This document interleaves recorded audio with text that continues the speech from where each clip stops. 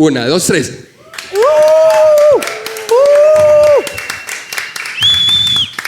Qué linda entrada. Lástima que los que están allá y las que están allá se lo perdieron. Ojalá vengan para que puedan disfrutar de esa maravillosa entrada. Ese jingle que tenemos es un jingle que es único y exclusivo, hecho solamente para mí.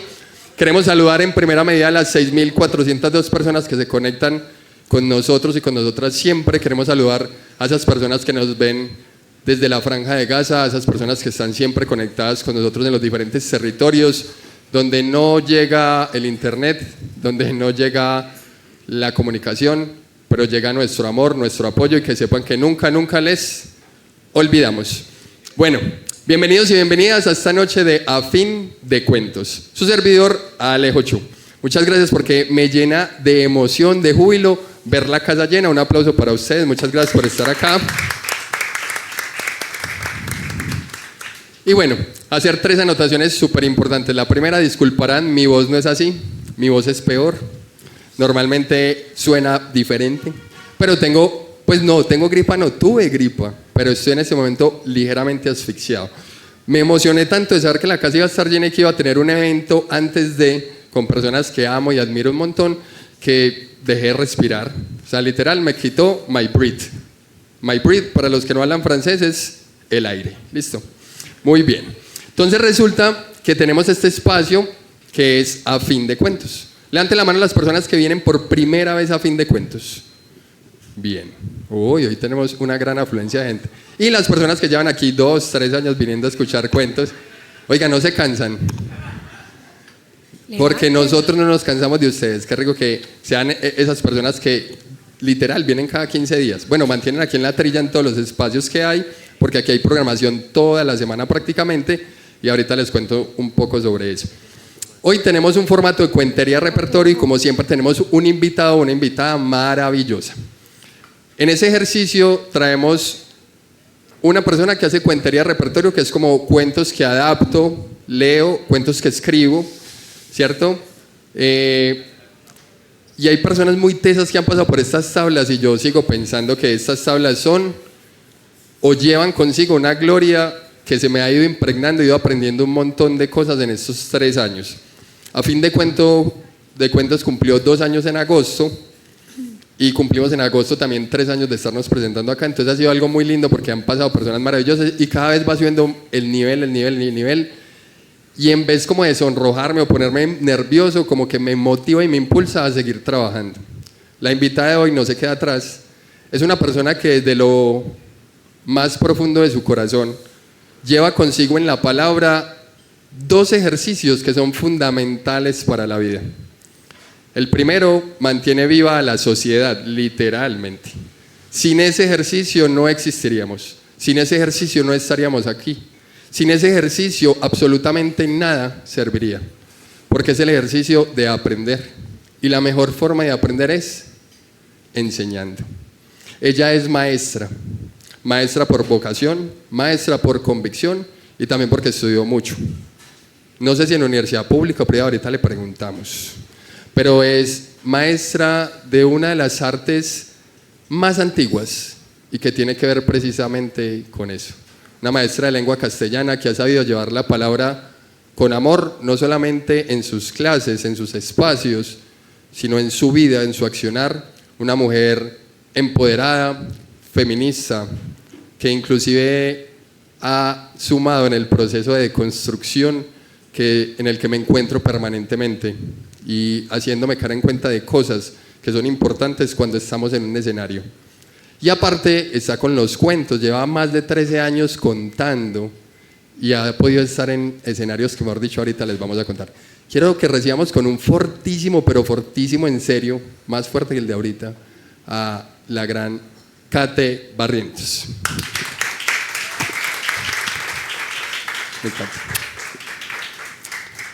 Kate, ¿qué más? ¿Cómo están? ¿Bien o no? ¿Nerviosa? Más asustada que un berraco. Ni todo. 13 años son suficientes para dejar el susto. ¿13 años no son nada o qué? 13 años no son nada. ¿Sí? Me ve mayorcita, no. Kate, ¿cuántos años tenés? 40. Cumplí 40 este año. ¿Los aparenta o no? Yo le ponía 39 y medio. Ah, no, No los pero falta un aparenta. poquito. No, mentiras. Y llevan el ejercicio de la docencia como, ¿también cuántos años? 20 años. 20 años siendo profe. En 20 años ve uno mucha cosa. Yo creo que 20 años es el promedio de edad de algunas de las mesas que tenemos por acá. Por acá tenemos personas de 20 años. Levanten la mano las personas de 20 años. No, ya. Sí. Acepto, sí. No vayan a chicanear tampoco. A la señora de afuera le No, acepto. digan lo que es, díganlo con Sí, sí, sí. tranquilidad. Por allí, ¿cuántos años tienen ustedes? 19. No ha llegado ni a los. Y parece 18 y medio también. Juli, ¿cuántos tiene Juli? No los aparentes. ¿No? 21. Yo le ponía 22, no mentiras.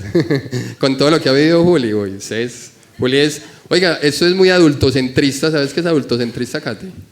Pues lo puedo deducir como por la composición de las palabras, Ok. que los adultos nos creemos el centro del universo, que todo gira en torno a nosotros. Diría en paisa como el pipí del niño Dios, y es que los jóvenes tienen toda la capacidad y los niños y las niñas también de hacer un montón de cosas. Y, bueno, cuando alguien llegue tarde los aplaudimos, listo. ¡Eh!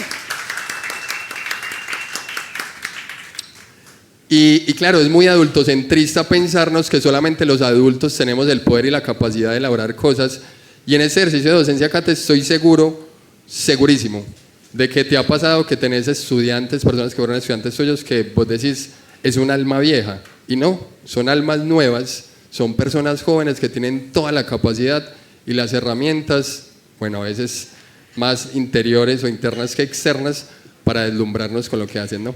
Lo que pasa es que a veces a los adultos nos cuesta recordar cuando éramos niños o cuando éramos jóvenes, nos cuesta recordar esas cosas que a veces nos sorprenden, nos cuesta ser desprevenidos y a veces uno ve en este ejercicio de ser profe a unos chicos que les queda más fácil entendernos a los adultos que a unos adultos que nos queda más difícil entenderlos a ellos. Entonces este ejercicio de ser niño a veces es importante, porque claro, los adultos creemos que todo está hecho para nosotros. De hecho, la pedagogía nace así, este ejercicio de creer. Entonces a los niños los vestían como un adulto chiquito y todo estaba hecho como para los adultos, pero chiquito. Pero un día alguien dice, no, un momentico, es que los niños y los adultos no piensan igual. Entonces la ropa no puede ser igual, los parques no pueden ser iguales, las cosas de los niños y las de los adultos no pueden ser iguales. Y es ahí cuando nace la pedagogía. Qué lindo ejercicio. Y en ese ejercicio de la pedagogía hoy pasó algo mágico. Desafortunadamente por azares de la salud no pude llegar a tiempo, pero hoy teníamos en este especial, antes de ese programa, un lanzamiento de una chica que fue mi estudiante, que desde el día uno no solamente fue estudiante, sino que fue mi amiga, me brindó esa posibilidad de ser amigos, de ser compas, de que nos doliera la vida juntos también o juntas, porque nos dolía un montón, pero que en ese ejercicio también ha luchado y es una guerrera y la admiro un montón. Ella está sentada por allí, que levante la mano Julia, por favor. Julia a sus 21 añitos ha dirigido, codirigido, producido, escrito, ha hecho guiones de todo lo que ustedes quieran pensarse en torno a lo que es lo multimedia, y también ha sido ganadora también en un ejercicio acá en Medellín de cortometraje, ¿cierto? Fue con un documental que tuve el honor de participar, y en ese ejercicio, mira, aprendiendo yo de ellas, porque ha sido las que me enseñó a tomar fotografía o a orientarme porque me gustaba un montón, me enseñó a editar también. Entonces, como que lindo, porque ¿quién dijo que los adultos somos los que enseñamos? Nunca. Nunca. ¿Cómo? Bueno, ya en ese momento. Un alma vieja. Cuando conocí a Juli tenía 17 años, literal, pero bueno. También agradecer a las personas que están acá acompañando, los de La Pluma, los de La Bruja Tara, a Pipe, que es... Pipe, ¿cuántos años tenés? 21, yo creo que ustedes lo han visto en redes sociales, él es un divulgador científico y habla sobre plantas y plántulas, plantas, árboles, bueno, y hace la diferenciación también, uno ha aprendido un montón. Por ejemplo, la que más me gustó fue la de, ¿cómo es que llama Sanea? La de la lata, ojo de poeta. Ojo de poeta. ¿Cómo es el nombre científico? Tumbergia lata, es que es cierto, es una nea. Ah, sí ve. Sí, es que es que no les he contado. Es que nosotros aprendemos por asociación, los Claro. cuenteros aprendemos por asociación. Y porque es una planta que es invasora, no es endémica y se está comiendo nuestros bosques naturales. Entonces yo me la imagino así como el cocinegrito que está acá. Voy a hacer una pregunta porque es importante. ¿Hay alguien de Bello? ¿Yo? ¿Quién más? Pero qué pregunta 4 es personas esta? de Bello. Esto ya es concierto para delinquir, para que sepan. Pero no se preocupe porque ella es la cuentera. Él viene con la cuentera, es su pareja, ¿cierto? Sí. Su pareja. Y el cocinegrito está ocupado, entonces no nos va a pasar nada hoy. ¿Listo? Lady, mucho cuidadito usted por allá. Bueno, vamos al cocinegrito. Kate, en este ejercicio de contar alguna anécdota que vos digas, a propósito que estamos en octubre, que vos digas te marcó. Octubre está asociado como al miedo y a esas cosas, pero algo que te haya marcado y que vos digas para bien o para mal, que te haya marcado muchísimo y que pudieras llevarlo, concatenarlo con el ejercicio de la docencia. Bueno, yo creo que acá hay muchas cosas. Una de ellas es, por ejemplo, encontrarse con la gente, que para mí es tan bonito, sobre todo, y pues como aprovechar también para agradecerles que estén acá, que todavía haya gente que se encuentre porque van a contar cuentos. Pues, hay viendo tantas cosas que hacer por ahí, que alguien diga, no, yo me voy a ir a escuchar cuentos, eso es una cosa maravillosa. Y a mí eso me genera mucha emoción todos los días. Y me parece también muy bello porque la palabra es lo que nos conecta con el mundo. Entonces, para mí contar cuentos es un ejercicio político. Es un ejercicio de mucho compromiso, es un ejercicio donde yo me pienso qué voy a contar. Y si les digo la verdad, pues cuentos buenos hay muchos, cuentos geniales hay una cantidad, pero uno no cuenta todos esos cuentos, uno cuenta solo lo que uno cree que tiene para decir, ¿cierto? Entonces, en este ejercicio, conocer gente ha sido para mí maravilloso. Y bueno, cosas buenas, cosas malas, funciones terribles que yo digo, ay, ¿yo por qué me vine para acá? Pues yo estaba en mi casa tranquila, ¿quién me mandó a contar cuentos aquí? Una vez me pasó en La Unión, ay muchachos, horrible. Era una función después de Circo Medellín, y Circo Medellín puso a la gente a cantar, a aplaudir, todo el mundo era súper loco, y me ponen a mí a cerrar. No, quedaron 3 personas ahí, que fue todo el mundo, y yo con mi cuentecito, yo no veía la hora de terminar, se los juro, y yo creo que fueron unos minutos eternos, pero al final hubo una cosa muy bella, era un cuento sobre un perro, que creo que ahora que tengo perro no sería capaz de contarlo. Hubo un niño que se quedó hasta el final, hasta el último momento, y es un final muy duro. El niño con las lágrimas en los ojos al final se me acercó, y para mí eso fue tan bonito, porque que una sola persona se quedara al final con esa sensación, para mí valió la pena. Y hoy tengo una anécdota maravillosa para contar. Entonces, a veces de pronto nos quedamos con, bueno, es mucha gente o una cantidad de cosas, pero en últimas lo más importante es lo que la gente se lleve de cada una de las historias. Entonces, para mí esa historia fue preciosa. Total, y hay algo mágico en las tablas. Empecé a identificar qué me pasaba hasta que hablé con Mauro Patiño. Mauro Patiño es otro gran cuentero. ¿Estuvo acá? Estuvo acá ya, hace poco estaba en Europa. Este tipo ha contado como en 17 países, estamos haciendo la cuenta acá. Habla inglés, francés, alemán. ¿Está en Tunja? Está en Tunja en este momento. Habla NEA también, es muy bueno hablando NEA. Entonces, habla de todo. Tiene un hijo. Entonces, me senté yo preparando los cuentos y le dije, Mauro, me ha pasado algo muy charro, es que yo cuento algo y sucede. O preparé un cuento para un calvo y ese día vino un calvo al show. Entonces preparé un cuento en homenaje o como para hablar un poco de lo que estaba pasando en la Franja de Gaza, que es una repetición, una emulación de lo que hicieron también los nazis, y había un palestino ahí sentado. Entonces yo dije, ¿cuáles son las probabilidades matemáticas de que eso suceda? Traje el cuento preparado, lo estrené ese día. Entonces cuando estaba en ese ejercicio le cuento a Mauro, Mauro dice, no, eso no es nada. Yo escribí un cuento de que viajaba y tenía un hijo, y tiene un hijo con unas alemanas, porque le pasó después de haber escrito el cuento. Escribió un cuento en el que se accidentaba en un carro y se accidentó en un carro como en el cuento. Yo le dije, no vas a escribir un cuento donde pues no te vas a morir, Mauro, que te necesitamos, por favor.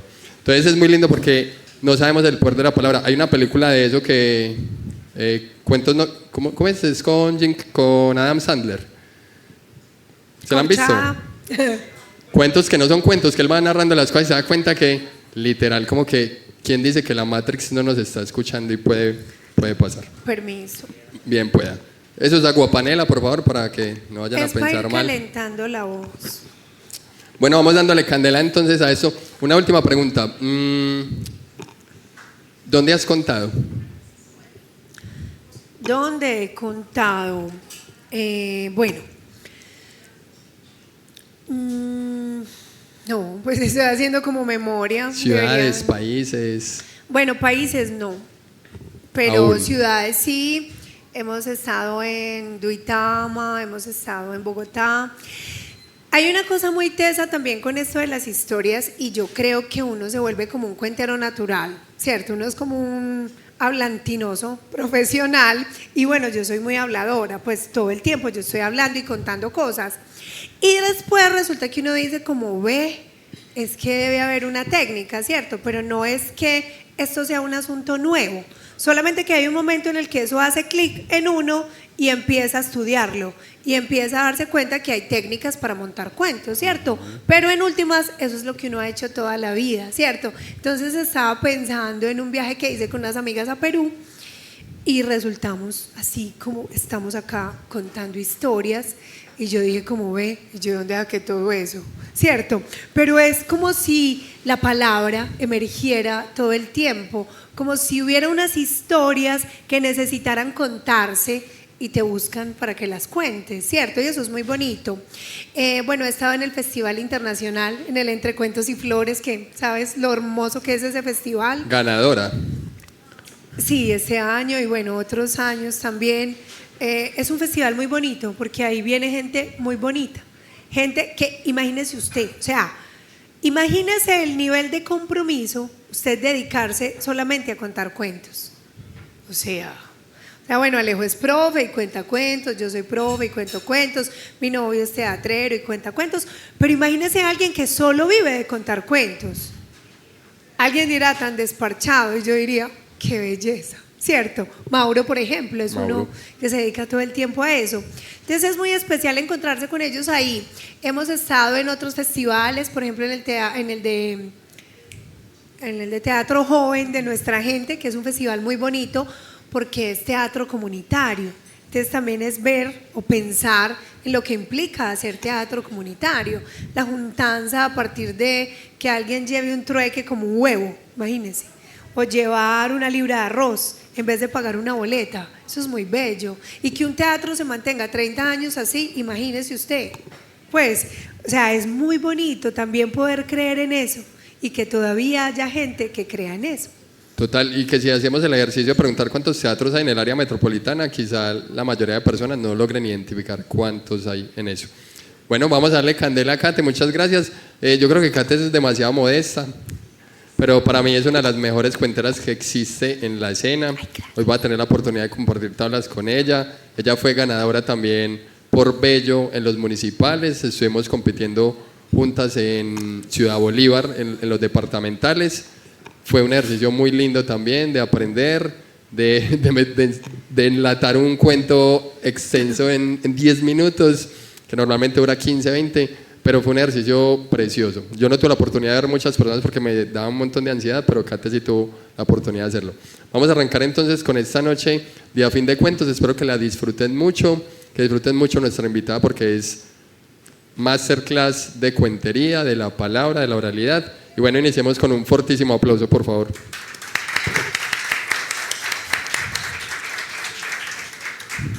¿Qué les contara yo? Bueno, uno en mente tiene cosas, ¿cierto? Y yo venía pensando en unos cuentos, pero estos cuentos son rebeldes, son así como uno, y a veces se le atraviesa a uno así que uno no ensayó, o al revés. Hay un cuento que a mí me gusta porque yo estoy segura de que todos conocen por lo menos una versión de ese cuento, todos. Y yo les voy a contar la mía. Resulta que Adán y Eva eran negros. Yo no sé si en el cuento que ustedes conocen Adán y Eva eran negros, pero en el mío sí. Y Adán y Eva eran negros. Y tuvieron dos hijos que todos conocemos, que se llamaban Caín y Abel. Entonces normalmente pues los hijos se parecen a sus papás y Caín y Abel también eran negros. La historia siempre nos ha contado que Caín mató a Abel. Oiga, cuando Caín mató a Abel, Dios se puso furioso. Furioso es furioso. Y del cielo empezaron a caer rayos, truenos, unos aguaceros tremendos. La tierra empezó a temblar. Y Caín, como tenía el pecado encima, que cuando eso no se llamaba pecado, sabía que todo lo que estaba pasando era la ira de Dios por haber matado a su hermano Abel. Caín empezó a sentir miedo, un miedo terrible. Y Caín empezó a sentir tanto miedo que se puso pálido, pálido, pálido, hasta que se volvió blanco. Y por eso es que algunos negros del Chocó Alejo cuentan que los blancos son los descendientes de Caín.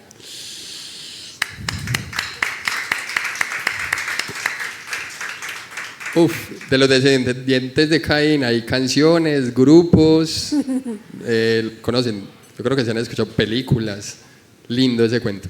Como en ese arte de construir los cuentos de la historia, es porque la historia siempre nos las han contado de una manera, quizás dos o tres, pero la historia la escriben los vencedores. Pero ¿qué tal si no fue así? Hegemónicamente la historia ha sido machista, blanca, eurocentrista, pero hay un montón de historias que no sucedieron. Una de ellas es que siempre hemos pensado que nuestro libertador fue Simón Bolívar, o antes inclusive con ayuda de Policarpa, pero no, también tiene que ver con las negritudes. Y aunque en San Basilio de Palenque hay una estatua, que es ¿de quién es la estatua de San Basilio de Palenque? De Bencos Viejo, correcto. Bencos Viejo es el verdadero, pero no el que hizo todo el estratagema para lograr. Él fue el que se llevó el honor.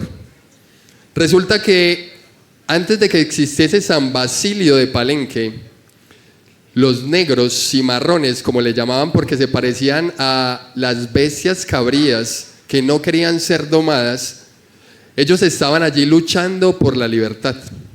En ese ejercicio ellos logran irse y forman los palenques. Los palenques se llaman así porque ellos colocaron palos alrededor para poder protegerse.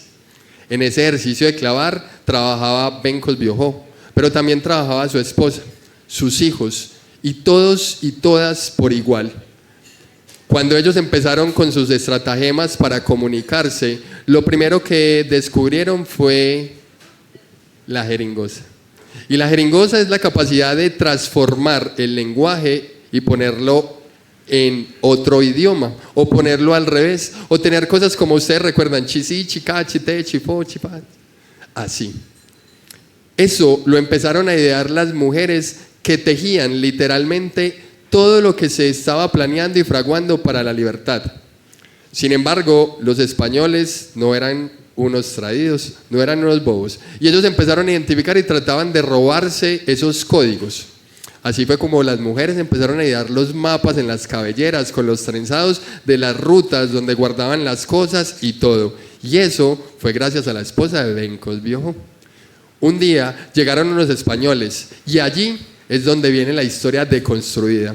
Porque si bien Bencos Viejo y su esposa hicieron grandes cosas, nadie sabe que realmente somos libres por las pulgas, por los piojos, por los ácaros y por cualquier cosa que pudiese, de manera astuta e inteligente, la esposa de Bencos Viejo colocar en todas las cabelleras de las negritudes para que los españoles no se acercaran a los mapas de la libertad. Qué interesante. Qué bueno que a uno le hubieran enseñado una clase de historia así, ¿cierto? Pero a veces tanto libro, tanta fecha, tanta cosa, cansa tanto. Y no es que no sea importante, no. Pero también hay otras formas y sobre todo esto de contar la historia que es, pues, o por lo menos la que es la de nosotros, ¿cierto? Nuestra versión, que se hace tan importante. Total. ¿También te has pensado en deconstruir como cuentos tradicionales de los hermanos Grimm y cositas así? ¿Lo has hecho alguna vez? No. No, creo que puede ser una tarea pendiente. Pues resulta que en ese ejercicio de cuando inicié en la cuentería, yo empecé a mirar los cuentos que nos narraban y uno encontraba unos cuentos muy extraños. Así que hablé con un amigo que cuenta cuentos, de esos que se hacen llamar cuenteros, narradores orales, de esos que llevan historias en su piel, de esos que nunca se callan, de esos como nosotras. Pues resulta que un cuentero me contó esta historia, que dos jóvenes iban caminando por el bosque. Cada uno de ellos tenía en su cuello una esvástica. Cuando llegaron hasta una casa que estaba toda rodeada por árboles, plántulas, tenía crisantemos, tenía pompones, bombones, margaritas, claveles, cartuchos, tenía una gran variedad de flores y plantas medicinales. Así que ellos obviamente supieron que en esa casa habitaba una mujer llena de conocimiento, de esas que llamaban bruja. Se adentraron y descubrieron a una mujer que en su cuello le colgaba una estrella de 6 puntas. La amordazaron, la metieron al horno y la quemaron viva. De allí salieron caminando Hansel y Gretel a contar otra historia. Oh, vea pues. Me haces pensar en que a veces uno se mete como cosas en la cabeza, ¿no? Como que uno, bueno, por lo menos yo, como que me obsesiono con algo y empiezo a pensar en algo y no hay quien me saque eso de la cabeza. Soy terca. La verdad es que mi mamá dice que yo soy terca y hasta razón tiene. Y últimamente, bueno, hace días ya, años tal vez, yo he venido pensando que yo quiero ser una niña mala. Y cuando yo sea una niña mala, yo voy a hacer solamente lo que yo quiera. Voy a dejar de hacer todo lo que la gente me diga. Porque también estoy cansada de que la gente me diga lo que tengo y lo que no tengo que hacer. Lo que puedo y lo que no puedo hacer. Cuando yo sea una niña mala, Alejo y muchachos, lo primero que voy a dejar de hacer es ayudar en la casa. Y arreglar la casa. Y hacer el almuerzo. Y atender a mi papá, que se la pasa, ya vea, apoltronado en la cama o en una silla mecedora, manipulando un control, esperando a que yo le sirva el almuerzo o mi mamá le sirva el almuerzo, solo porque nosotros somos las mujeres de la casa. Cuando yo sea una niña mala, no voy a hacer lo que no me gusta. Voy a ir donde a mí me guste. Por ejemplo, a mi mamá nunca más me va a volver a decir, si vomitas, te lo tragas. Claro. Y como a él nunca le dicen, si vomitas te lo tragas. A mi papá nadie le dice nada. Pero ¿sabe por qué? Porque él llega borracho, gritando, bravísimo, braviándonos a todos. Entonces, ¿quién se va a atrever a decirle algo? Nadie. Por cierto, cuando yo sea una niña mala, voy a llegar siempre después de las 12. Tarde, oliendo a trago, borracha. Con esa camisa que mi mamá me planchó por la mañana, esa camisa blanquita, llena de colorete, llena de labial, y nadie me va a poder decir nada. Me voy a acostar con la ropa puesta sin ponerme la pijama, sin cepillarme los dientes, y nadie me va a decir nada. Yo me voy a acostar a roncar, mientras todos en el balcón, respirando miedo, todos muertos del susto de que yo me despierte gritando o pegándoles a todos. Cuando yo sea una niña mala, no me voy a sentar, porque vea, mi mamá me dice que las niñas buenas siempre nos sentamos con una pierna al lado de la otra, las rodillas bien juntas y la bata siempre por encima de las rodillas. Eso dice mi mamá. ¿Qué va? Cuando yo sea una niña mala, me voy a sentar con las piernas bien abiertas, tan abiertas como yo quiera, o bueno, tan abiertas como yo pueda, porque ya a los 40. Pero me voy a sentar como yo quiera, porque es mi cuerpo. Y sobre mi cuerpo nadie puede opinar y nadie puede decidir. Cuando yo sea una niña mala, no voy a tener hijos, no me voy a casar, no voy a tener que mantener la casa arreglada para mi esposo. Como dice mi mamá o mis tías, me voy a poner a estudiar, voy a leer. Y imagínense que en mi casa hay unos libros que mi mamá mantiene por allá en un estante súper alto.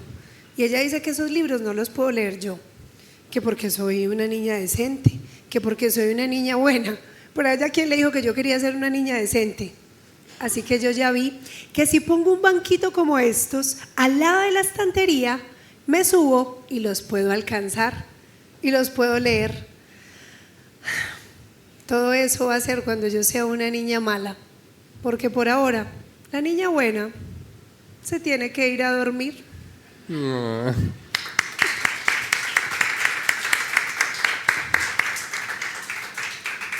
¿Cómo amamos las niñas malas? No, levanten las manos las niñas malas de esta noche. A ver, levanten las manos. A ver, las no, ahora se niñas van a hacer malas. las buenas, pues. Las niñas malas de esta noche, esas que llaman brujas, esas que... Es que no Imagínese. saben. Ey, no, déjala ser niña mala. ¿Cómo así? No, Déjala. ¿qué hay? Usted no sabe lo que uno valora, que lo dejen ser una niña mala. Ave María. Usted dice, si este me deja ser niña mala, ese es. ¿Cierto? Me parece muy interesante porque quise haber conocido a esta niña mala. Y resulta que en este ejercicio de hablar con personas que cuentan historias, con cuenteros, cuentacuentos, narradores orales, de esas personas que hablan mucho como nosotras, un cuentero alguna vez me contó una historia de una niña mala. Y esa niña mala hizo todo lo contrario de lo que le exigían. A ella le pedían que se tapara su rostro, su cara, que no mostrara las rodillas, las manos, que no mostrara prácticamente nada. Pero esa niña mala no quería ser así. Esa niña mala se fue a estudiar. Y se fue a estudiar botánica. Y se convirtió en la mejor botánica del mundo. Y en ese ejercicio, cuando usted es la mejor botánica del mundo, usted se vuelve mala y no se va a vivir con sus papás ni con su novio, no. Usted se va a vivir donde quiere. Y ella se fue a vivir en una finca. Se adentró en una finca, en un terreno árido, en el que solo había un espacio muy pequeño de oasis por las dinámicas que habían ocurrido allí. Esta niña se adentró y empezó a crecer y a estudiar y a desarrollar investigaciones, tanto así que estaba a eso de descubrir la cura del cáncer.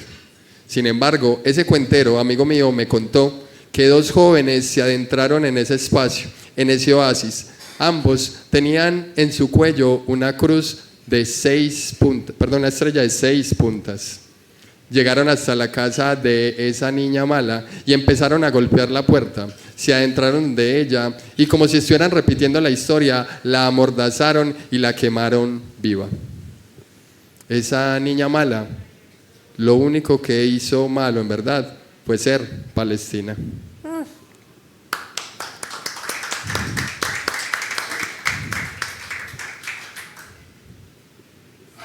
Sigo. Siga. Bueno, les voy a contar una historia rara. Es la primera vez que voy a contar esta historia. Pero me gusta también. ¿Y qué es lo peor que puede pasar? Que me olvide. Bueno, sí. Imagínense que mi vecino tiene un gato. Hasta ahora, pues, normal. Pero es un gato imaginario. Sí, es muy loco.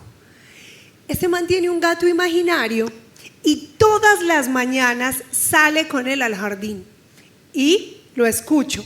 Le dice, anda, ve a hacer tus necesidades. Y el gato sale, da una vuelta por el jardín, se queda un rato y cuando vuelve, el vecino le tiene un tazón de leche. Yo creo que a ese gato le encanta esa leche, porque se lame, se relame los bigotes, se lame una mano, se relame la otra, le encanta. Y después de que termina la leche, así como uno, hace la siesta. Se acuesta en un tapete que el vecino tiene a la entrada. Ese gato es dormilón, todo el día duerme. Claro que bueno, a veces de pronto se trepa en un árbol imaginario o persigue un ratón imaginario, pero eso no pasa mucho. Ese gato casi todo el día duerme. Mi vecino se va todo el día porque trabaja y cuando llega por la tarde o por la noche, el gato lo recibe y uno ve como si se pusiera contento. Se le mete por entre las piernas imaginariamente y mi vecino sonríe, le acaricia la cabeza y el gato lo mira con una ternura imaginaria y mi vecino se siente acompañado. Yo creo que es negro el gato, porque cuando la gente pasa lo mira y como que se asusta. O sea que yo me imagino que es un gato negro Y bueno, todo muy bien hasta un día que mi vecino se imaginó que el gato se le había perdido. Oiga, pobre hombre, no vivía sino buscando ese gato toda la semana. Y cuanto gato atropellado veía, él se imaginaba que era el suyo. Hasta un día que se imaginó que lo había encontrado y todo volvió a la normalidad. Pero un día mi vecino se imaginó que el gato lo había arañado y se enojó con ese gato, no le volvió a dar leche, lo castigó y a mí me daba un pesar. Yo me imaginaba ese gato maullando de hambre allá. Entonces yo saqué mi tazón de leche y yo lo llamaba gatito, gatito. Y el gatito vino corriendo a beberse la leche. Pero ¿sabe qué es lo peor? Desde ese día mi vecino no me habla porque se imagina que yo le robé su gato.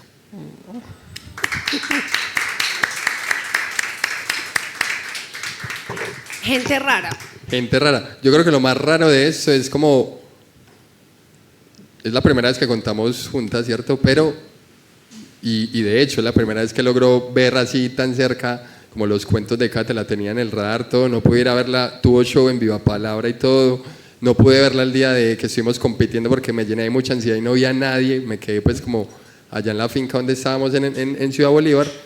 Pero es como si nos habláramos los cuenteros y cuenteras, y yo también tengo cuentos de gato. Entonces viene uno preparado con los cuentos y digo, no, yo tengo que contar ese cuento de ese gato porque ella contó un cuento de un gato. Y resulta que este es el gato más de malas del mundo, pero tenía el dueño más amoroso del mundo. Este gato parecía que tuviese no 7, sino 7,000 vidas, porque le pasaba de todo. En ese ejercicio de que le pasaba de todo, la primera vez que le pasó la peor de las cosas, se le quebró una patica. Y su amo, que era un hombre trabajador de la madera, que en esa época de la guerra en China, donde habían samuráis y habían un montón de situaciones con dinastías que se estaban robando las tierras, él se dedicaba a crear prótesis de madera para las gentes que estaban perdiendo y siendo amputadas por las katanas. Pero como él vio que su gato perdió una de sus patas, decidióse hacer una de madera para su gato. Pero como el gato era tan de malas, se quebró la otra pata. Él, entonces, su dueño, tuvo que ir a hacer otra pata de madera para ponerse. Pero como el gato era tan de malas, se quebró la otra pata. Él estaba cansado de hacerles pata, pero era tanto el amor que él sabía que tenía que hacer algo mucho más fuerte para que él se pudiese sostener con una sola patica que le quedaba. Así que se empeñó, hizo una gran pata que le quedara así, como si siempre estuviera saludando. Le construyó su pata y se la puso. Pero el gato era tan de malas que se quebró la cuarta pata. Así que él dijo, ya hice una vez esta pata, y gastó todos sus recursos y su tiempo y dejó de hacer prótesis para los humanos que se estaban mutilando literalmente con las katanas, y le hizo la otra patica al gato y lo colocó así en una repisita para poder verlo. Ahí le servía la comida y todo. El gato prácticamente no se podía mover, solo movía su cola. Pero adivine qué, el gato era tan de malas que moviendo la cola se cayó. Se fracturó la cola, y la cola conectada a su columna vertebral. El gato ya no se podía mover. Así que su amo, con todo el amor del mundo, en vez de sacrificarlo, le construyó una prótesis completa a su gato. Ustedes no me lo van a creer, sin poderse mover, tan de malas que se cayó. Y su amo estaba muy enfermo. Se le dañó una de las patas y la pata quedó abajo y la otra arriba. Sin embargo, en el amor que tenía su amo, sabía que ya no podía hacer nada ni construirles más cosas porque no tenía dinero, no tenía madera. Así que hizo lo único que podía hacer. El otro arte que tenía era el de dibujar. Y empezó a dibujar y a pintar de 1000 maneras a su gato, dejando retratos, retratos, retratos por todas partes. Hasta que un día, muchos años más tarde, una persona enamorada de los retratos, pero ya no pintados, sino de aquellos que se dibujan con luz, que les llamamos fotografías, encontró en ese gato tan de malas el logo de Foto Japón. Ay, no.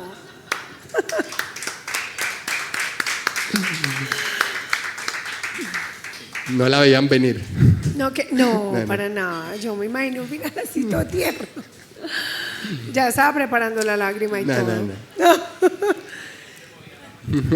Ajá, los de los carritos. Ajá. Que tan de malas que quebró Foto Japón, no me entiendo. ¿Verdad que esa era la vieja Foto Japón? Por ahí hay unos todavía, en el tesoro hay Foto Japón. ¿Dónde más hay Foto Japón? En el tesoro es el único que he visto, como que el que sobrevive. Sí, no, ya, las cámaras no están. ¿Qué? Vuelvo. Me habías contado un cuento. No, pero me hiciste pensar, cuando empezaste a hablar de los gatos, me hiciste pensar en un gato que se había enamorado por 7ª vez. Y lo único que se le ocurrió decir fue, pues de alguna cosa habrá que morirse, ¿no?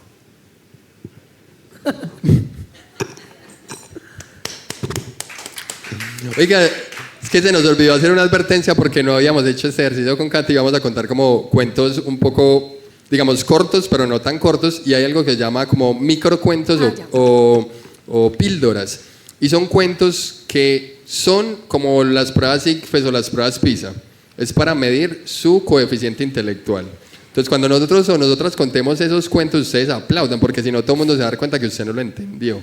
Y va a ser muy extraño que usted llegue ahorita, más tarde o mañana, cuando esté bañando, y usted, y empiece a aplaudir. Con razón. Se lo llevan pabello para el hospital mental. Sí, Ojo, pues.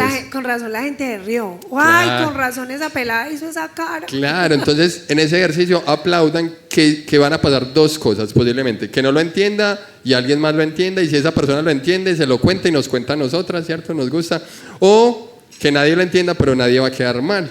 Nadie queda mal. Y en Medellín, que es una ciudad de apariencias, no podemos quedar mal, ¿cierto? No, jamás. Jamás. Antes muertas que sencillas, ¿ok? ¿Qué? Antes muertas que sencillas. No, eso no me aplica a mí. No me aplica a mí, pero para los cuentos, sí, claro. Usted hágase de cuenta que lo entendió y no haga sino aplaudir. Y mientras tanto lo va procesando.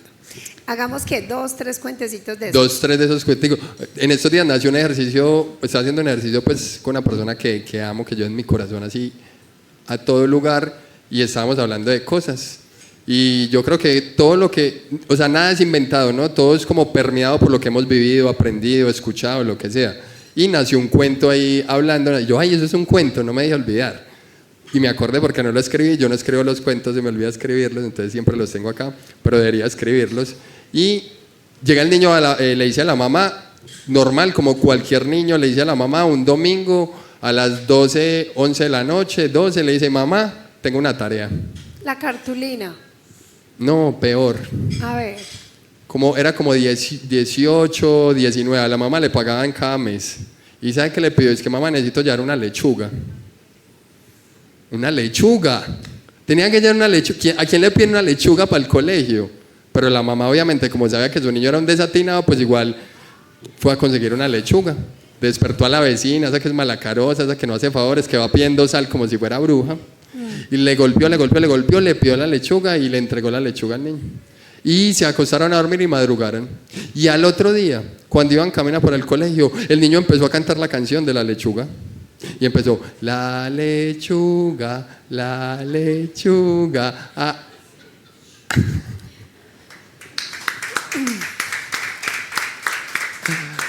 La importancia de la precisión conceptual, ¿no? O la dislexia, una de dos. Este cuento también es una versión, sé que todos tienen una versión de este cuento, y es Caperucita Roja. Todos la conocemos. Esta Caperucita Roja estaba aburrida de este cuento. Esta pelada estaba pero harta de las mismas historias.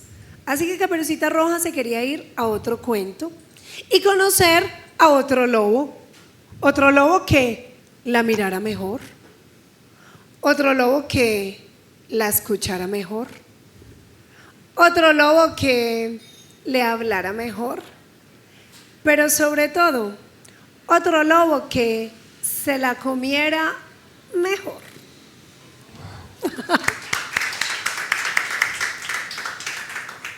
Como si nos hubiéramos puesto de acuerdo, ella se fue y encontró ese lobo.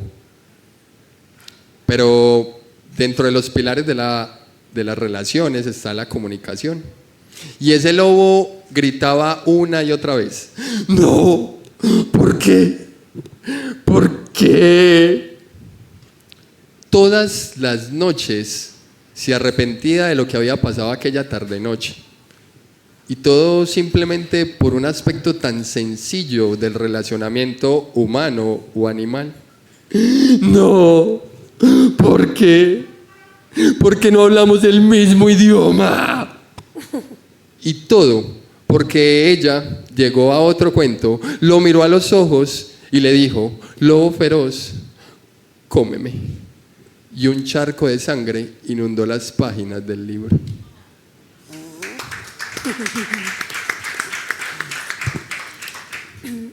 Podemos volver a los gatos. Sí. Acostado sobre los rieles, el pobre gato se acordó de que ya esta era su séptima vida.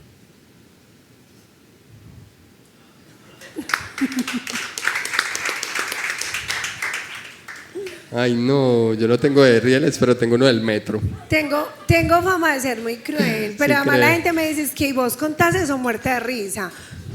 ¿Qué puedo? Kate, normalmente yo soy el de los cuentos tristes acá. ¿Qué está pasando? Se invirtieron los jóvenes. ¿Cierto que sí? Yo tengo los cuentos tristes. Vamos a limpiar, pues como no es de gatos, pero como fue en rieles, vamos a contar un cuento del metro. ¿Hay alguna persona que no sea oriunda de la ciudad de Medellín o del área metropolitana? ¿De dónde nos visitas? De Santa Rosa de Cabal. Bueno, pero igual está allí cerca. Eso es Risaralda, ¿cierto? Hermoso Santa Rosa de Cabal. Precioso ese lugar. Y obviamente los, ¿cómo se llaman? Los termales, súper lindo. Pero los paisajes que hay por allá, el café. ¿Quién más viene de afuera? Por aquí tenemos una amiga de Ibagué. Ella también es una visitadora asidua. ¿Quién más es de afuera? No alcanzo a... Venga, yo miro por acá. ¿Qué echan? ¿Quién más hay de afuera? De allí, ninguno. En esa mesa nadie es de afuera. ¿De dónde? De afuera. ¿De dónde? Santa Rosa Osos. Ah, con razón usted no tiene frío. No, está relajada. Oiga. Qué calor. No, aquí tienes calor en este momento. Santa Rosa Osos, lindo también, pero es de Antioquia. Vamos a suponer, y si no, en el ejercicio pueden sacar su celular porque puede tener pastel. Sí, nos gusta, a mí me gusta que los estudiantes tengan pastel porque pues paso, bueno, yo no los pongo a escribir, pues pero para eso estamos estudiando y tenemos herramientas. Entonces pueden sacar su celular si quieren y van a buscar la línea A del metro. ¿Listo? ¿Se saben de memoria la línea del metro? ¿Seguros? ¿Seguras? No sé, hay gente en la que no confío, voy a mirar. O sea, en mí. Muy bien, entonces van a colocar ahí línea A del metro. Ojo pues. Chin, pueden buscar la que es una línea o la que tiene la curvita ahí de la UDA, ¿listo? Pues imagínate que yo me subí en Niquía. ¿Y qué hay en Niquía? Puesto, obvio. En Niquía, puesto. Nada más. Alejo, no Uy, se vale oiga. contratar gente. No. Es una niña, tiene toda la capacidad para entender No, rápidamente. o sea, uno no puede traer gente que le ayude con el cuento, Alejo. Eso no está bien. ¿Sabe qué es lo más triste? Que por allá gritan esqueneas. Uy, no. Cocinegrito, defienda. Ojo. Están diciendo cosas de Niquía. Ese que vive en Zamora. Bueno, pues. Oiga, entonces me subí en Niquía y había pues, y me senté. Cuando la veo a ella atravesar la puerta y se sienta justo en diagonal. Era el ser más bello que yo había visto en mi vida.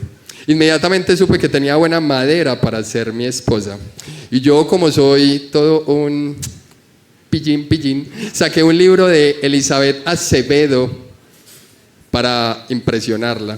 Ella estaba muerta de la risa porque el idiota sacó el libro al revés. No importa, yo estaba ahí viendo esa sonrisa que me llevaba a tener unos calores del Caribe, que yo me sentía como... Era la sonrisa más linda que había visto en mi vida. Yo solo le rogaba a la Virgen del Tricentenario que me hiciera el milagrito. espera que... Así, bueno. ¿Yo qué? Ahí sí. Nos pasamos de estación. Sí, me pasé de estación. No importa, no Yo le pedí a la Virgen oiga, y yo con ese calor y todo viéndole esa sonrisa, yo solo pensaba en estudiar la anatomía de esa sonrisa. Pero seguramente me iba a mandar de hospital. Mi corazón estaba que rebosaba de amor. Cuando en esas yo dije, me sueño con ella tirados en un prado verde mirando los asterismos, dibujándolos y reproduciéndolos en sus lunares. Yo nunca me había visto tan enamorado. Primera vez, ¿sí o no? Yo que no me enamoro nunca. Pero esta gente no me ayuda. Cuando yo la veía así sonreír, yo solo pensaba en ser como Pedro Justo Berrío y conquistar su corazón. Pero preciso, cuando llegamos a San Antonio, se me perdió ese vuelo de gente que entra y que sale. La gente que no tiene cultura metro y no deja salir. Yo no la veía, pero San Antonio me hizo el milagrito. Y por allá en Alpujarra, como si fuera cuestión de negocios, de trámites burocráticos, la volví a ver. Yo quedé expuesto ante ella. ¿Cuál es la que sigue? Industriales. Yo tenía unas emociones industriales que me rebosaban el corazón. Mi corazón estaba sobrepoblado de amor, pero yo soy una gallina y no era capaz de hablarle, de decirle nada. Ya había volteado el libro, pero yo no le decía nada, estaba desesperado. ¿Yo qué hago? Así que grité, ¡ayuda! Ayuda, perdón. Yo solo quería pensar en ella sentados comiendo frijolitos en una guacatala. Era lo único que yo quería. Estaba feliz. Por allá cuando llegamos a Envigado, como si un polvo blanco mágico, perdón, un pájaro blanco mágico me era despertado, supe que iba a decir y que ya tenía todo planeado. Pero llegamos a Itagüí y estaban en las fiestas de la pereza y no me paré. Cuando en Sabaneta veo cómo se baja y se va. Próxima estación, Estrella Fugaz. Qué lindo. Bueno, voy a contar un cuento también del origen, de una pareja también, o sea, mejor dicho, casi que todos los cuentos que yo cuento son versiones distintas. Y esta era una pareja que llevaba mucho tiempo tratando de huir. Huían y la mujer tenía un estado bastante complejo. Llevaban mucho tiempo huyendo y lo primero que encontraron en el camino, ¡plop!, un establo. ¿A quién se le iba a ocurrir que alguien se iba a refugiar en un establo? Así que la pareja acudió y se instalaron allí. Esa noche, bajo la estrella más brillante de todas las estrellas, a las 12 de la noche, nació el bebé. Ella primeriza, él también. Se miraron, pero él tenía más experiencia que ella, porque él era carpintero. Así que se fue a la parte de atrás del establo y trajo 2 pedazos de tabla. La mujer no sabía qué hacer. Lo único que sabía era que no podían, por nada del mundo, cometer el mismo error de hacía más de 2000 años. Así que allí mismo crucificaron al niño, cogieron los animales y siguieron el viaje.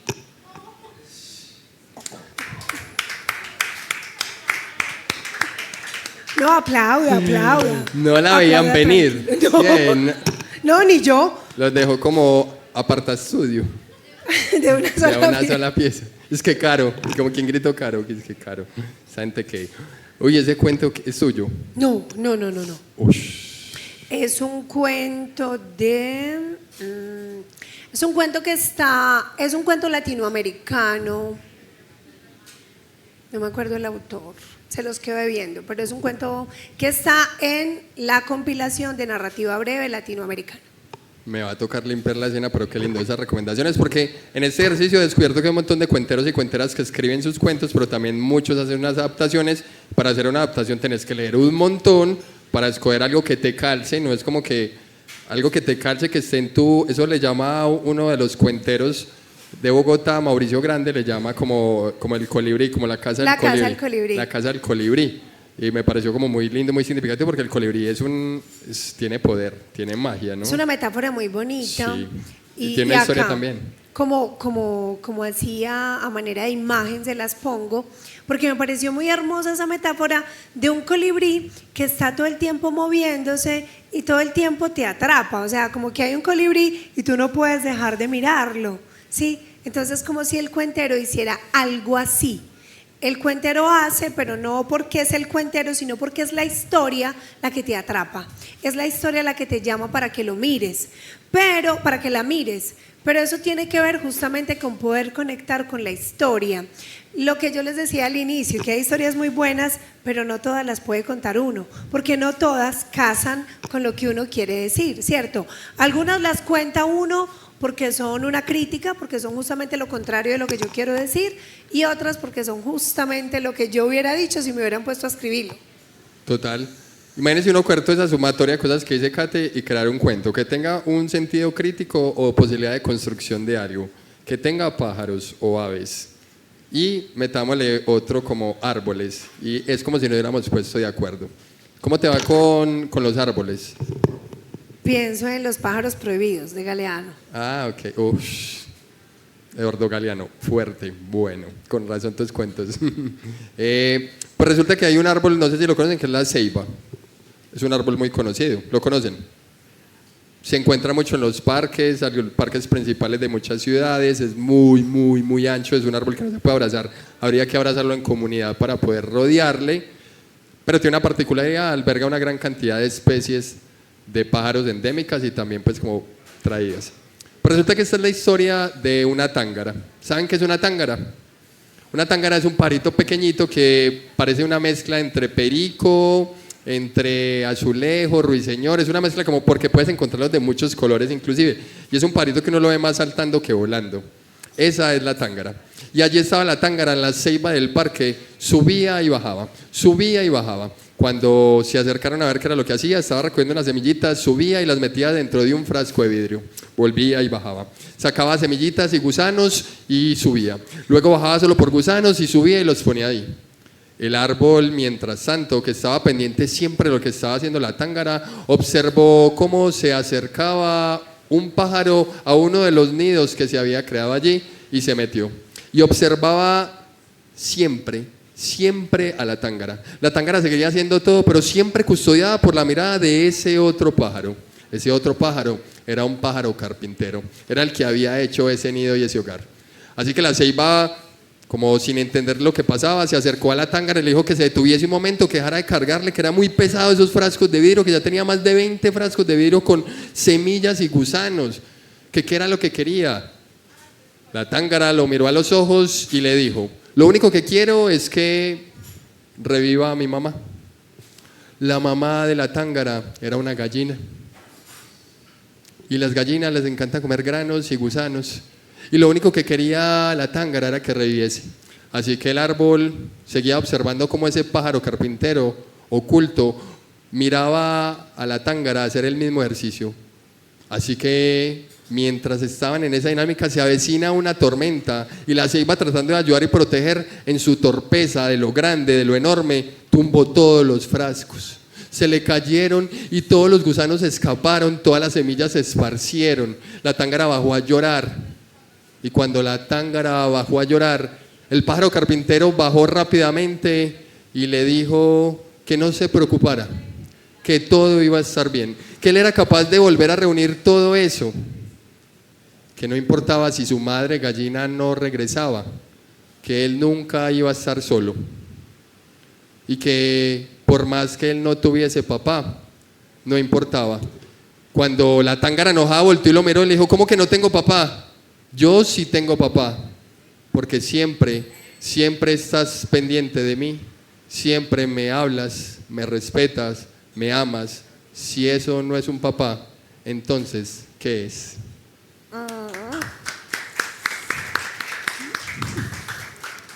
Bueno, si hablamos de animales, hay un cuento que yo recuerdo porque hay una amiga, es una amiga que tiene 2 hijos, un niño, bueno, yo les digo los niños, pero realmente ya no son niños, porque ya son grandes, pero uno tiene como esa manía.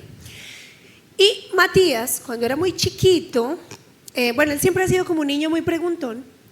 Y una vez fuimos a la casa de esta compañera a hacer un trabajo de la universidad. Y mi amiga, como buena profesora, le llevó un bloc, un lápiz y unos colores al niño para que pintara, ¿cierto? Pero entonces ella decía, bueno, no, entonces yo le voy a hacer unas imágenes para que él las pinte mientras nosotros trabajamos. Entonces mi amiga empezó a dibujar en este bloc figuras de animales. Entonces empezó a dibujar una mariposa, empezó a dibujar unos caballos, empezó a dibujar peces. Y yo decía, esta tiene una habilidad para dibujar, no parece profe de ciencias. En todo caso, mi amiga llenó esa hoja de animales y le entregó a su hijo Matías el bloc y el lápiz. El niño miraba la hoja, miraba el lápiz, miraba a la mamá, la hoja, el lápiz. Y el niño le dice, mamá, pero si ves, mamá, este lápiz es un lápiz mágico. Si ves la cantidad de animales que tenía por dentro. Y mi amiga con ternura se sonríe y se va para la cocina a prepararme algo para tomar. Cuando vuelve, el berraco culicagao había partido el lápiz y le dice, mamá, partí el lápiz para ver cuántos animales quedaban, pero solo queda uno. Solamente hay un gusano, mamá.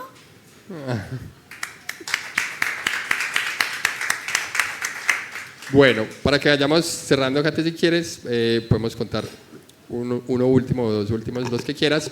Y recordarles, bueno, que estamos en este espacio que es La Trilla. La Trilla, agradecerles enormemente porque no solamente es un espacio para la cuentería, para el stand-up bacana a fin de cuentos, que son los 3 formatos que manejamos. Cuentería, repertorio, que es lo que estamos haciendo hoy. Improvisación, narrativa, que es básicamente venir a contar cuentos. No. Kate dice que no le gusta. Así como hay grandes cuenteras como Kate, que no ejercen la improvisación, también hay gente que es muy tesa improvisando, pero quizás no se sienta tan cómoda haciendo cuentería. Hay gente que es muy tesa para los dos, conocemos un montón de gente muy tesa, Santiago Campos, Sebas. Por ejemplo, Sofi no le gusta improvisar, pero es una cuentera, Sofía Velázquez, una cuentera súper tesa. Carla hace las dos cosas a la maravilla, es una genio, una maga de estas dos expresiones. Y está el stand-up, que pues también es algo relacionado con la oralidad, pero que tiene más como otro fundamento. Aquí en cuentería como que podemos sentir de todo, rabia, tristeza, júbilo, alegría, nostalgia, lo que sea, pero el stand-up como que sí tratan de compartirte algo que podría ser gracioso o no para las personas. Pero aparte de eso, aquí en La Trilla, acá te suceden un montón de cosas. Tenemos club de baile, tenemos cineclub de películas, tenemos miércoles de pintura, miércoles permanente de club de pintura, tenemos también clases de baile los martes de... Ya no hay cupo, eso mantiene llenísimo, eso, mejor dicho, no ya, si no se inscribieron desde el principio, se les dijo, se les avisó. Tenemos presentaciones como las que hemos venido haciendo, esporádicas, cuando hay gentes que quieren venir a presentar sus proyectos. Tenemos una cantidad de cosas para que lo sigan, por favor. Entonces, a propósito de eso, qué lindo cuando la gente no tiene los celulares afuera, no nos está tomando fotos ni videos, sino que están disfrutando lo que estamos haciendo. Nos encanta, amamos eso, porque sí estamos muy vinculados. Sin embargo, si en el ejercicio tomaron alguna foto o video, igual nos los pueden enviar, pero es importante que nos sigan para que sepan que estamos haciendo y nos presentamos en otros lugares. En especial, por ejemplo, Kate, que ya es profesional de la cuentería. Yo soy empírico en este ejercicio, pero ella ya estudió en Viva Palabra. Entonces la pueden seguir. ¿Cómo apareces en redes, Kate? Cateros 824. Cateros 824 en Instagram o Caterín Barrientos en Facebook. En Facebook, listo. Su servidor, @AlejoChu, Alejo CHU. Y ¿cómo estamos? ¿Volando por la ciudad? ¿Ya cambió? Estamos en La Trilla Cultural ya, para que se programen, vienen conciertos, vienen cosas muy lindas, que es lo que sucede los viernes y los sábados, cuando no tenemos acá espacio de cuentería. En ese intermedio también hay conciertos, entonces para que nos digan. Vamos a cerrar con 1 o 2 cuentos que queramos compartirles a estas gentes para que nos quedemos en el karaoke, que hay karaoke ahorita, ¿listo? Listo. Bueno, imagínense que cuando yo estaba aprendiendo a leer, yo era una niña, la profe escribió esta frase en el tablero: todos los hombres son mortales. Y yo me quedé pensando, ¿todos los hombres son mortales? ¡Ja! No se imaginan la alegría que a mí me dio. Y sentí un alivio, que yo no veía la hora de salir de estudiar. Yo no veía la hora de que fueran las 12 para llegar donde mi mamá y abrazarla. Cuando llegué, la abracé y le dije, mamá, tú no te vas a morir nunca, ma. Mi mamá me miró y me dijo, yo sí, mamá, es que la profe escribió en el tablero que todos los hombres son mortales. Y tú no eres hombre, tú eres mujer. ¡Qué suerte, ma!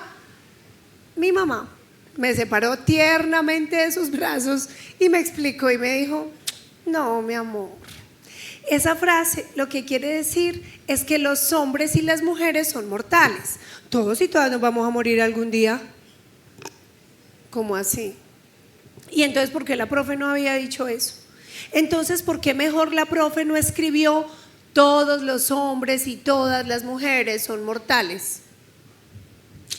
Mi mamá me dijo que para simplificar, las mujeres estábamos encerradas en la palabra hombres. Peor, yo no podía entender. Yo dije, encerradas, pero ¿cómo así? ¿Y por qué nos encierran? Y me dice, porque somos mujeres. Ah, no. Entonces yo empecé con la preguntadera. A ver, o sea que si yo digo todas las mujeres son mortales, ¿eso también encierra a los hombres? No, lógico. Pero mi mamá me dijo que no, que eso solo encerraba a las mujeres. Intentando preguntarle, lo único que me pudo decir era que era por el género. Pero para mí eso no era claro.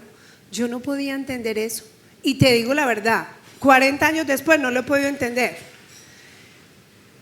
Ella vio mi cara de angustia, mi cara de decepción, mi cara de confusión y me dijo, no, Kate, hay cosas que siempre han sido así. Deje eso así. Eso es difícil de entender, eso es difícil de explicar. Deje eso así. Pero yo no he podido dejar eso así. Llevo muchos años preguntándome lo mismo. Y ese día yo entendí, primero, que el lenguaje no es la realidad, que es algo que sirve para encerrar a las cosas o a las personas dependiendo del género. El género. Una palabra que yo habría escuchado 1 o 2 veces en mi vida. Porque mi mamá decía que era una tela que servía para hacer faldas. O que era con lo que se clasificaba la música y las películas.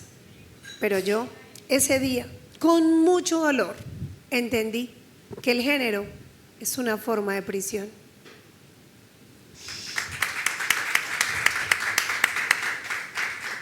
Qué precioso ese cuento y qué lindo que lo escuche porque tengo un ejercicio muy lindo. Por acá hay una chica muy joven de 13 añitos que nos acompaña esta noche y pasa algo muy curioso porque yo tengo el ejercicio y yo creo que lo han notado algunos y algunas y quizás haya sido raro que he dicho mucho nosotras, pero digo nosotras porque para mí cuando hay más mujeres o estamos en igualdad me da lo mismo, me es indiferente decir nosotros o nosotras.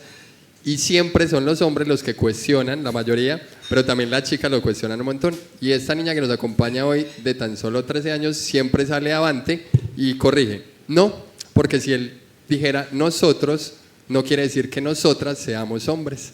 Entonces te cuento que ya hay personas que están liberando esos espacios y que están haciendo del género simplemente algo para clasificar la música o lo que debería clasificar. Muy bien. ¿Listo? Qué lindo ese.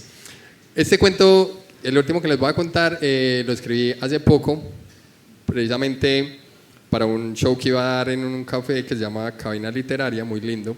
Ellos venden cositas ahí y todo eso.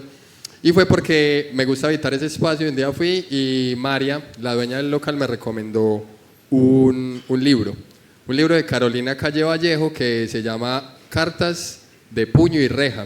Y es una mujer escritora, periodista, hace un montón de cosas, investigadora, decidió irse para la cárcel de Pedregal a preguntarle a las reclusas como si quisieran decirle algo a alguien y encontró que muchas de esas reclusas eran hasta analfabetas.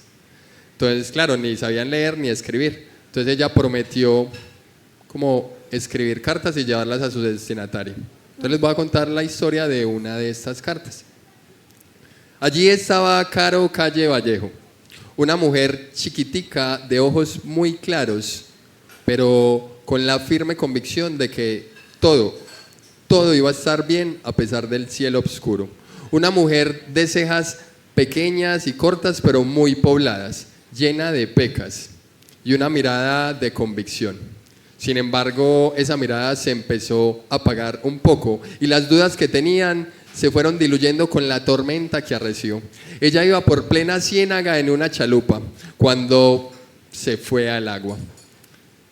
Antes de irse al agua, ella logró guardar y atesorar lo único que le importaba en ese momento. De más que nosotros o nosotras hubiéramos guardado el celular o la billetera. No, ella cogió una botella de vidrio de esas que cargan los lancheros y los chaluperos siempre que ustedes se suban van a encontrar. La destapó y metió un pequeño pedazo de papel y la selló. Allí naufragó ella con eso hasta esa zona parafilítica. Una zona parafilítica es donde están estas casas construidas sobre agua, como están en las ciénagas que hay en nuestro país y en el mundo. Allí un joven que iba pasando con unas plantas en la mano la ayudó a subirse y a salvaguardarla. La recogió a ella y a la botella. La seño Cleo. La seño Cleo es una señora de cejas muy cortas pero muy pobladas, de ojos chiquititos, chiquititos, chiquititos. De esa seño Cleo que habla tan costeño que ni siquiera los costeños entienden lo que dice. La seño Cleo, una mujer de aproximadamente 55 años, se encuentra en su casita de madera con techo de zinc, construyendo un altar para su hija, a quien no ve hace mucho tiempo. Le ayuda a su nieto, Luis Guillermo, como le dice ella. Luis Guillermo es un joven de tan solo 17 años que es pescador. Sin embargo, la señora Cleo, en medio de su angustia y somatizando todo, se enfermó, cayó en cama, tuvo fiebre, parecía que tuviera una especie de coma. Los nervios y las tristezas se la estaban consumiendo. Las tormentas que estaban por estos días de moda, las tempestades, no permitían que Luis Guillermo saliera a conseguir las plantas. Cuando por fin alumbró el sol, Luis Guillermo salió corriendo a ver si podía conseguir un poco de plantas y plánturas para ayudar a su abuela. Cuando regresaba con ellas en la mano, se encontró a una mujer tirada con una botella de vidrio. Ana Milé está sentada en la cárcel.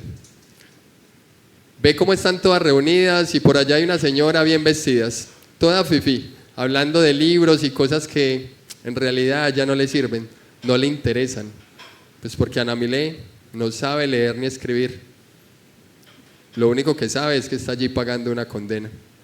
Sin embargo, la atención de Ana Milé es captada cuando esa señora allá dice: voy a escribir cartas y llevárselas a quien ustedes quieran.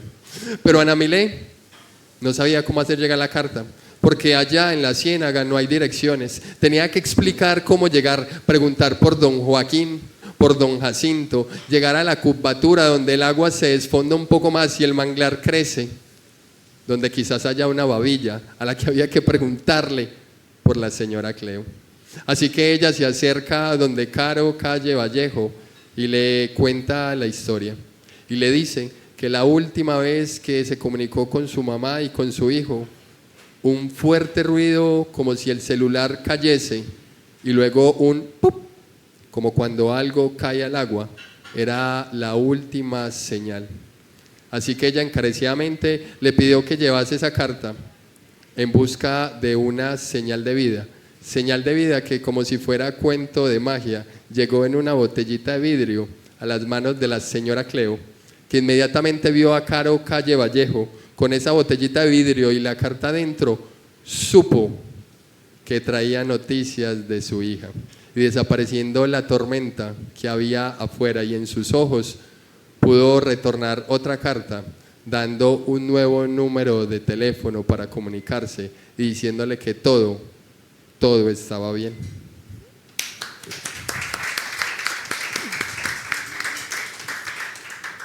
¿Te quieres cerrar?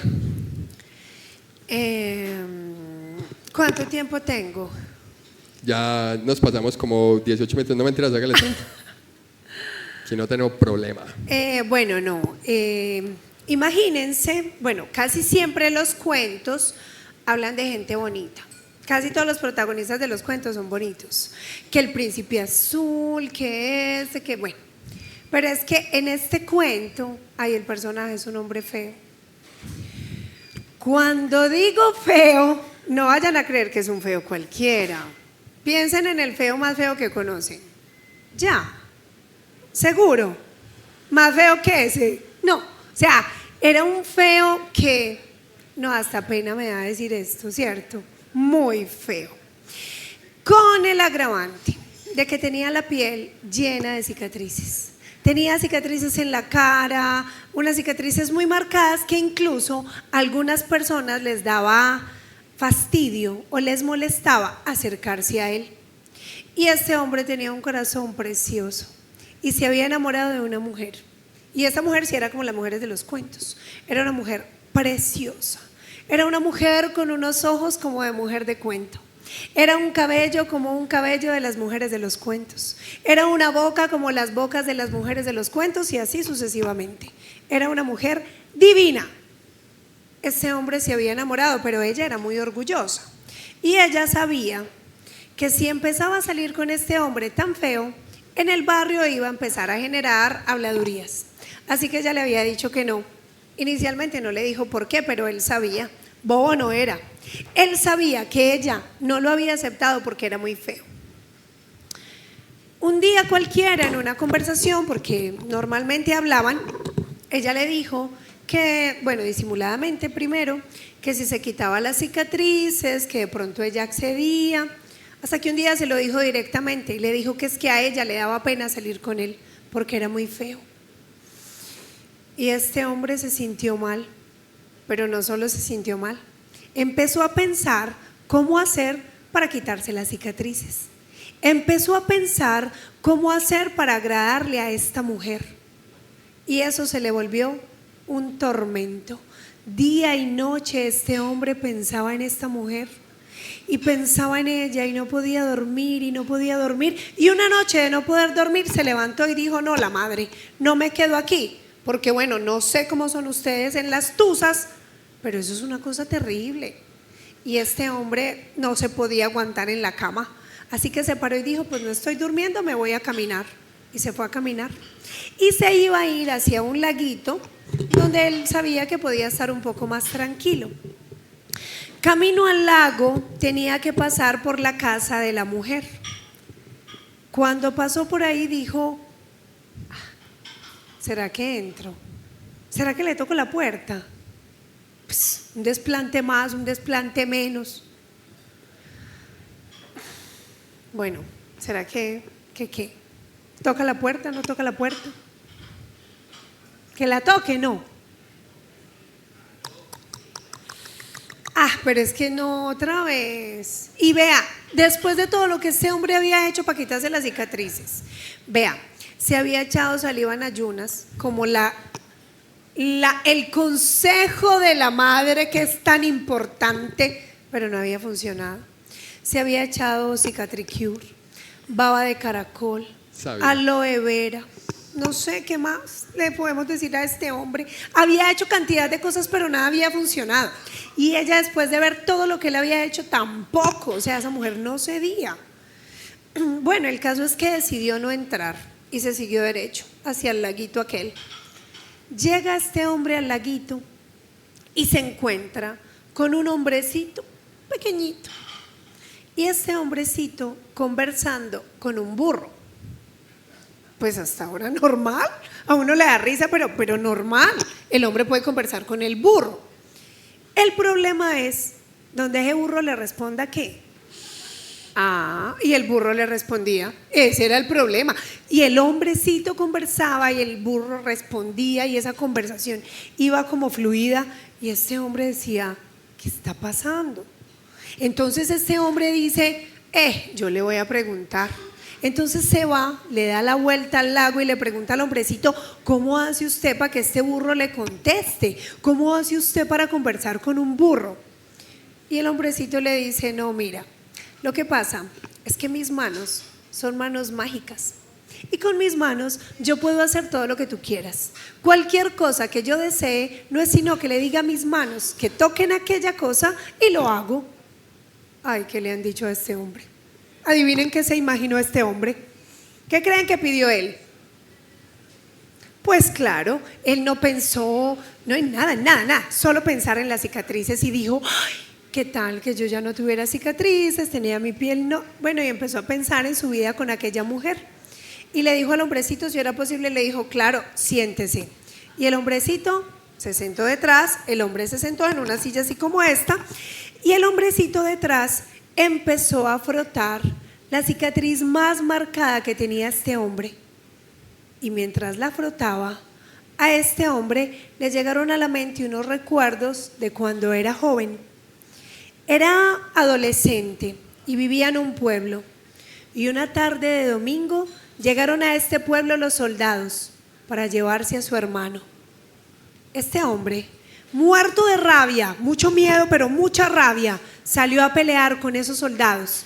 Cogió un cuchillo de la cocina de su casa y peleando cuerpo a cuerpo con ellos, se hizo esta cicatriz. Gracias a eso, a su hermano nunca se lo llevaron. Y este hombre recordó a su hermano y tuvo una sensación tan amorosa por lo que representaba a su hermano. Segundos después, tocó la piel, que era una piel lisa, y cuando tocó la piel lisa, volvió al mismo pueblo el mismo domingo cuando era un adolescente, y ese mismo día llegaban los soldados para llevarse a su hermano, pero él, en vez de tener coraje y pelear con ellos, muerto del susto, se escondió detrás de unas cajas de gaseosa. Detrás de esas cajas de gaseosa vio cómo los soldados se llevaban a su hermano y nunca más lo volvió a ver. Este hombre tocaba su piel lisa y se moría del susto y le dijo al hombrecito, no, un momentico, no, yo quiero solo que me quites la cicatriz, pero yo no quiero que me cambies el recuerdo, yo no quiero que me cambies lo que yo he vivido. Y el hombrecito le dijo, no, pero vos sos muy conchudo, ¿te cambio las dos cosas o te dejo las dos cosas? Tienes que tomar una decisión. ¿Y qué creen ustedes que hizo este hombre? ¿Se las quita? No. ¿Y si se quiere casar con ella de todas maneras? ¿Ustedes qué harían? No se las quita. Este hombre, vea por allá hay disertaciones y todo. Este hombre pensó en esta cicatriz que tenía y que se había hecho mientras montaba bicicleta con su mejor amigo, un amigo que ya no estaba con él. Y le dijo, no, ¿sabe qué? Déjeme las cicatrices. No, si me va a querer, pues que me quiera con cicatrices y todo. Si no, pues no. Y bueno, terminaron de conversar, los tres conversaban, el burro, el hombre, el hombrecito, qué conversación tan amena, tan agradable. Y terminaron la noche y el hombre ya iba camino a su casa, pero de camino a su casa tenía que pasar por la casa de la mujer. Y esta vez sí, lleno de coraje dijo, voy a tocar la puerta. Pues ya que, un desplante más, un desplante menos, tocó la puerta y la mujer le abrió. Cuando la mujer le abrió, inicialmente le puso como una cara de, mira la hora que es, pero ya después como que dijo, bueno, algo pasa si llega a esta hora a tocarme la puerta. Y entonces lo dejó entrar. Lo dejó entrar y este hombre empezó a contarle lo que había hablado con el hombrecito, empezó a contarle la historia de su hermano, empezó a contarle la historia de la bicicleta y de su amigo, empezó a contarle una por una la historia de cada una de las cicatrices que tenía en todo su cuerpo. Y hablaron tanto, que la última historia se la contó al frente del cura que los iba a casar.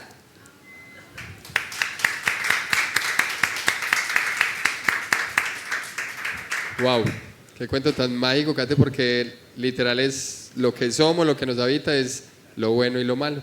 Y dentro de lo bueno siempre habrá una pizca de algo malo y dentro de lo malo siempre habrá una pizca de algo bueno. Y en ese ejercicio pues las cicatrices nos hacen literal parte, las cicatrices que llevamos en el alma, las cicatrices que llevamos en el cuerpo, y qué lindo que las personas que lleguen a habitar esas cicatrices pues nos ayuden a cuidarlas y nosotros y nosotras cuidar las cicatrices de los demás, entenderlas, no hurgarlas, no tocarlas.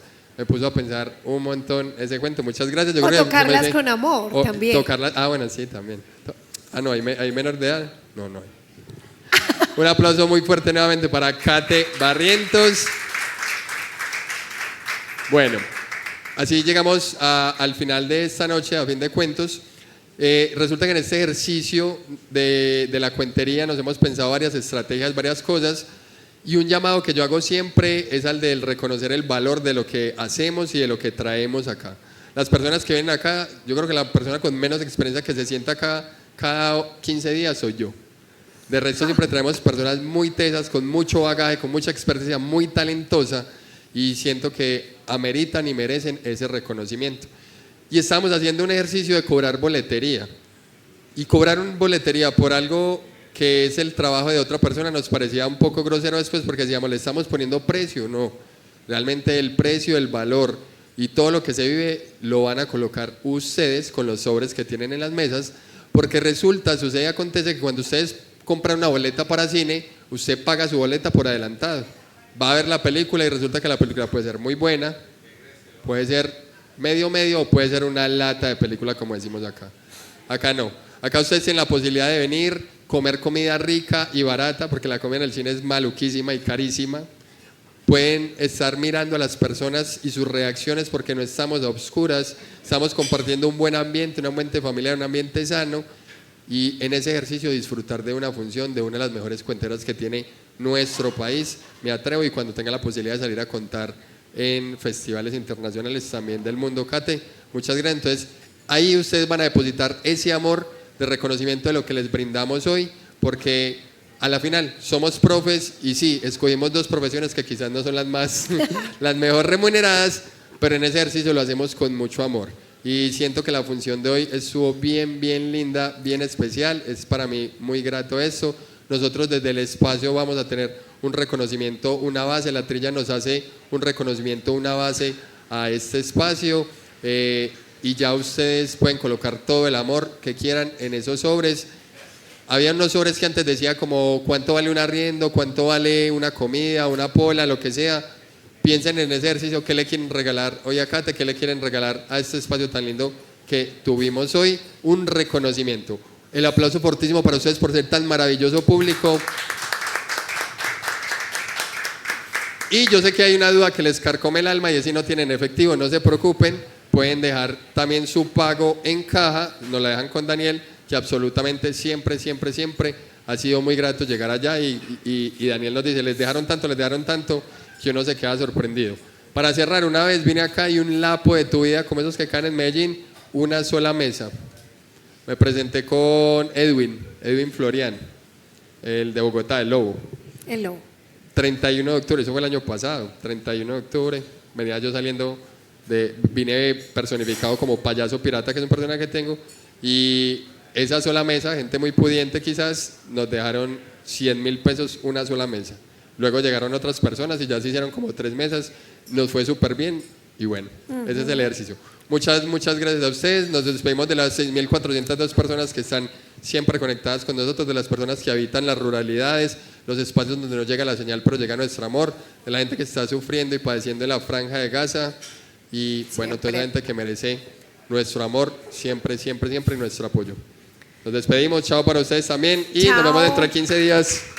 Bueno, yo no me quiero ir sin darle las gracias al espacio, pues a Alejo también por acogerme tan amorosamente, por reconocer el trabajo, por echarme tantas flores, pero muy especialmente a La Trilla, pues que es un espacio que no conocía, pero que me parece muy especial que todavía los espacios le sigan apostando a eso. Y un espacio que le apuesta a esto, hay que apoyarlo. Y la mejor manera de apoyarlo es venir, seguir acá con nuestra presencia, contarles a los amigos que acá hay un espacio donde se hace eso y que cada vez seamos más. Bueno, somos pocos, realmente yo creo que es poca la gente que sigue resistiendo con esto, pero también eso es lo que de a poquitos puede ir cambiando las realidades que tenemos. Así que muchas gracias al espacio que nos ha atendido muy amorosamente y que le sigue apostando a estos espacios de palabra y cultura. Muchas gracias.